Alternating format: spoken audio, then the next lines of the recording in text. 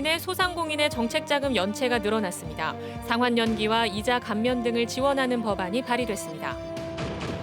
설 명절을 앞두고 동해 부평 민속 5일장이 열렸는데 모처럼 활기가 넘쳤습니다. 방역 당국은 긴장의 끈을 놓지 못하고 있습니다. 식당이나 카페 등의 영업시간이 밤 10시까지 완화됐습니다. 하지만 5인 이상 사적 모임은 여전히 금지됩니다. 강릉시가 전 시민에게 지급하는 2차 생활안정지원금 신청률이 92%를 보이고 있습니다. 오는 10일이 신청 마감일입니다. 안녕하십니까. 뉴스데스크 강원입니다. 속초에서 코로나19 확진자 1명이 추가 발생했습니다. 속초시 보건당국에 따르면 90번째 확진자는 80대 여성으로 어제 발생한 89번째 확진자의 가족 접촉자로 분류돼 검사를 받은 결과 확진됐습니다. 보건당국은 이동 동선과 접촉자 등의 역학 조사를 벌이고 있습니다. 코로나19로 인해 소상공인의 정책자금 연체가 늘어났습니다. 이철규 국회의원에 따르면 작년 말 기준 소상공인 정책자금 연체는 4,400건에 1,862억 원으로 소상공인 시장진흥공단이 직접 대출을 시행한 2016년 이후 최다 누적 연체를 기록했습니다. 이에 따라 이철규 국회의원은 소상공인들이 대출로 빚을 갚는 악순환을 반복하지 않도록 상환 연기와 이자 감면 등을 지원하는 법안을 국회에 제출했다고 밝혔습니다. 확진자 발생이 이어졌던 동해시 코로나19 국면이 진정세에 접어들었습니다.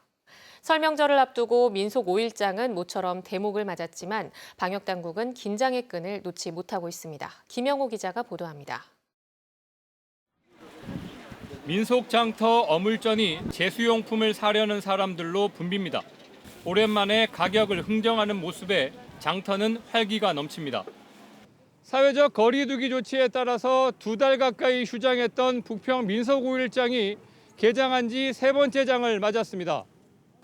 차례상에 빠질 수 없는 동해안 대문어는 킬로그램당 5만 5천 원으로 예년에 비해서는 가격이 조금 내려갔습니다. 상인들은 모처럼 장사가 된다며 웃음을 되찾았습니다. 장님도 안 쓰고 이러니까 너무 힘들었거든요. 정말 다행이에요, 지금은. 그나마 먹고 살 수 있으니까 2달 쉬었어요, 저희가. 나오지도 못하고. 하지만 사람들이 몰리면서 방역에도 걱정이 큰 상태입니다. 설 대목에 맞춰 다른 지역 사람들까지 장을 보러 이동하고 있기 때문입니다. 공장은 잘 안 썼어요. 여기 안 쓰는 줄 어디 서네요. 안 쓰는 줄 알았는데 혹시나 하고 한번 내려와 봤거든요. 방역 수칙을 알려주는 차량이 배치됐고 상인과 손님들 모두 빠짐없이 마스크를 착용했습니다. 지난해 말부터 시작된 동해시 코로나19 확산세는 최근 닷새 연속 확진자가 발생하지 않으면서 진정 국면을 맞았습니다. 설에 이제 가족 간에 모이고 뭐 여러 가지 확진의 우려가 있기 때문에 거리 두기를 철저히 해서 잘 이런 위기를 넘겨서 지역 경제가 이렇게 활성화되도록 하고. 동해시는 설 명절에도 5인 이상 가족 간 집합이 금지되는 만큼 고향 방문을 자제하는 안내문을 내걸고 특별 방역 대책에 나설 계획입니다. MBC 뉴스 김영호입니다. 정부 지침에 따라 오늘부터 강원 지역에서도 식당이나 카페 등의 영업시간 제한이 밤 9시에서 10시로 완화됐습니다.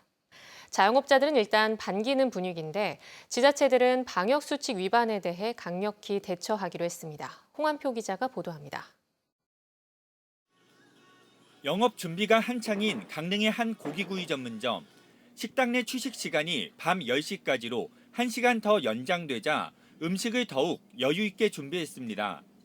8시 이후에 오는 손님들도 많을 것 같아서 고기나 반찬들이나 좀 이제 여유 있게 준비해놨고요. 1시간 이제 더 연장됨으로써 사람들도 여유 있게 이제 드시고 갈 수 있어서 좀 기대는 됩니다. 인근의 커피 전문점도 오랜만에 저녁 손님 맞을 기대에 부풀었습니다.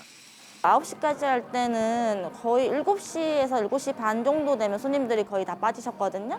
근데 지금 오늘부터 10시까지라고 하니까 그래도 시간적인 여유 때문에 아마 손님분들께서도 좀 부담 안 갖고. 실내 체육시설과 노래 연습장 등의 다중이용시설도 밤 10시까지 영업할 수 있습니다. 영업시간 제한이 완화되더라도 5인 이상의 사적 모임 금지 조치는 계속됩니다. 가족이더라도 함께 살지 않으면 5인 이상의 모임은 허용되지 않습니다.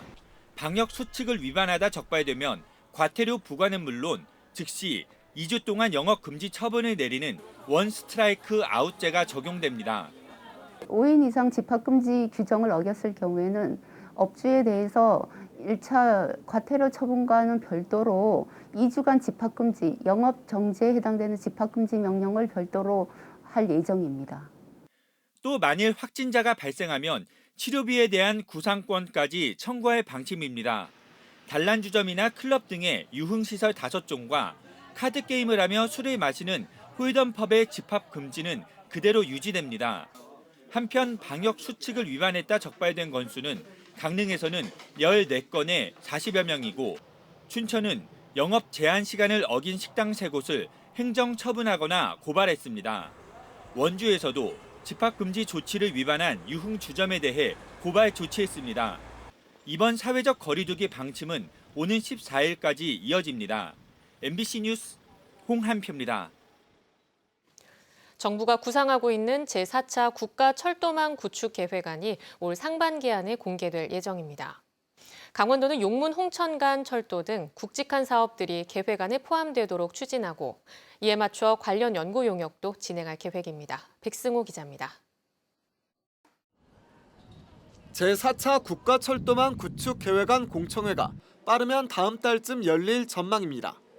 2030년까지 전국의 철도 지도가 어떻게 바뀌는지 이 계획안에 담기게 됩니다. 강원도에서는 경기도 용문에서 홍천까지 34km를 잇는 철도가 새로 생기게 될지가 가장 큰 관심입니다. 도내 시군에서 유일하게 철도가 없는 홍천군이 사활을 건 사업인데 강원도도 1순위로 밀고 있습니다. 경기도와 강원도를 잇는 광역교통망이고 신규 노선 중 투자 대비 효율성이 최고라는 강점이 있습니다. 주말이면 차가 밀려서 다니기 어려울 정도입니다. 그래서 우리 홍천과 강원도만의 문제가 아니라 또 수도권에 계시는 분들께도 상당히 긍정적인 효과가 있을 거라고 기대하고 있습니다. 최근 열린 더불어민주당 예산정책협의회에서 정부가 긍정적으로 검토 중이라는 분위기가 전해졌습니다. 조만간 국가철도망 구축계획 초안이 나오면 반영 여부를 확인할 수 있을 전망입니다. 강원도는 계획에 반영되더라도 경제성 평가와 예산 투입 등의 고비가 많다며 관련 연구 용역 추진을 계획하고 있습니다.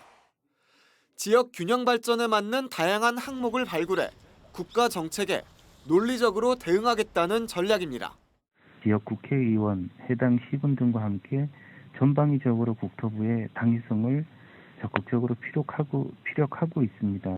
용문 홍천뿐 아니라 원주 춘천 철원 내륙 종단철도, 포천과 신철원 철도망 구축 방안도 연구 용역에 포함시킬 계획입니다. 삼척 강릉 구간도 신규 사업에 반영되기를 바라고 있습니다. 앞으로 강원도의 철도망에 큰 변화가 있을지 곧 나올 정부의 계획안에 눈과 귀가 쏠리고 있습니다. MBC 뉴스 백소입니다. 평창 동계올림픽의 대표 유산 사업인 평창 평화포럼이 올해로 3회째를 맞았습니다.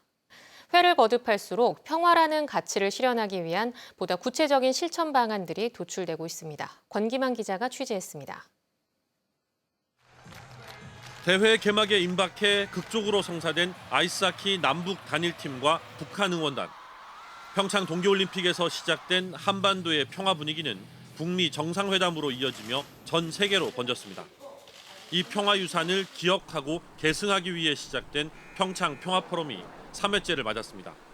올해 포럼은 평화 뉴딜을 주제로 선택했습니다. 지난 1회와 2회 포럼이 평화 의제를 찾는 과정이었다면 올해는 이를 보다 구체화하겠다는 의지를 주제에 담았습니다. 평화를 통한 한반도 경제 시대와 지속 가능한 지구촌의 미래 발전 전략을 보다 구체적으로 모색하는 것이 목표입니다. 대표적인 예로 세계적인 투자자인 짐 로저스와 국내 유력 기업 대표들도 연사로 참여해 평화가 가진 경제 분야에 끼칠 잠재력을 강조했습니다. 다양한 분야에서 조금 더 작년보다는 발전되고 조금 더 작년보다는 깊이 들어갈 수 있는 포럼을 지금 진행하고 있습니다. 경제하면 다보스, 평화하면 평창이라는 어떤 그런 브랜드를 저희가 각인시킬 수 있도록 많이 노력하겠습니다. 경제를 포함해 스포츠, DMZ 평화지대, 유엔의 지속가능 발전 목표, 공공외교 등 5가지 핵심 의제와 2024년 강원 동계 청소년 올림픽 대회의 남북 공동 개최를 통한 평화 분위기 확산 방안도 집중 논의됐습니다. 남북이 공동 개최하자는 것을 국제사회가 함께 공유하고 결의하자 이런 뜻에서 그것에 초점을 맞춰서 진행을 하고 있습니다. 다시 스포츠를 통해서 남북 관계에 남북 평화의 문을 다시 열어야 된다. 강원도는 평화유산이 강원도의 미래 발전을 위한 가장 중요한 성장 동력 중 하나가 될 것으로 기대하고 있습니다. MBC 뉴스 권기만입니다.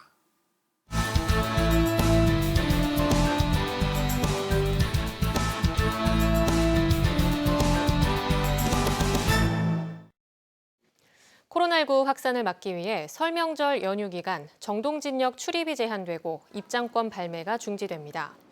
코레일은 지난 연말 해맞이객 통제에 이어 이번 설 연휴 기간에도 열차 이용객을 제외하고는 정동진역에 출입할 수 없다고 밝혔습니다. 또 승강장 내 대기시설인 일출 전망대는 폐쇄되고 도착 승객은 직원 안내에 따라 하차 즉시 역사 밖으로 나가야 합니다.